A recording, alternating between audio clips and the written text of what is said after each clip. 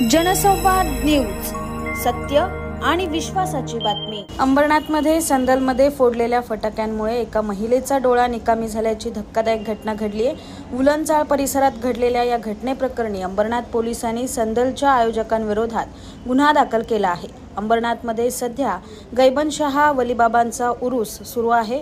या निमित्ताने नेताजी मार्केट परिसरातील एकता मित्र मंडळाच्या वतीने शुक्रवारी संदल म्हणजेच मिरवणूक काढण्यात आली होती। ही संदल उलनचाळ परिसरातील मन्नत हॉटेल जवळ आली असता संदलमध्ये सहभागी असलेल्या एका तरुणाने तिथे फटाके फोडले। यातील एक फटाका उडून तिथून जाणाऱ्या मल्लम्मा चलवादी या महिलेच्या उजव्या डोळ्याला लागला। यात त्यांच्या डोळ्याला गंभीर दुखापत होऊन डोळा निकामी झाला आहे। या घटनेनंतर मल्लम्मा यांना तातडीने मुंबईच्या जे हॉस्पिटलमध्ये उपचारासाठी दाखल करण्यात आले। या प्रकरणी अंबरनाथ पश्चिम पोलिसांनी या संदलचे आयोजक एकता मित्र मंडळ आणि फटाका फोडणाऱ्या अज्ञात तरुणाविरोधात गुन्हा दाखल केला असून पुढील तपास सुरू असल्याची माहिती पोलीस निरीक्षक किशोर शिंदे यांनी दिली आहे। एकता मित्र मंडळाची संदल ही उलनचाळ मन्नत हॉटेल जवळ आली असता त्यातल्या एका उत्साही कार्यकर्त्याने एक फटाका लावला। त्या फटाक्याचं जे मागील माती असते ती उडून मल्लम्मा चलवादी नावाच्या महिला या घरी जात होत्या, त्यांच्या उजव्या डोळ्याला लागला आणि त्या जखमी झाल्या।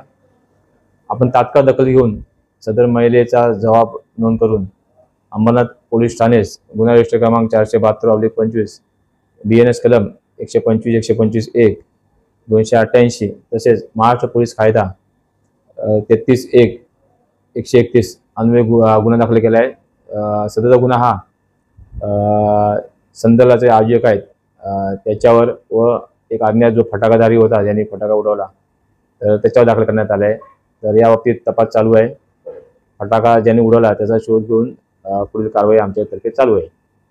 सध्या महिला जे रुग्णालय ते उपचारकामी त्या गेलेले आहेत, तरी पुढील त्यांच्या प्रकृतीवर आम्ही लक्ष ठेवून आहोत।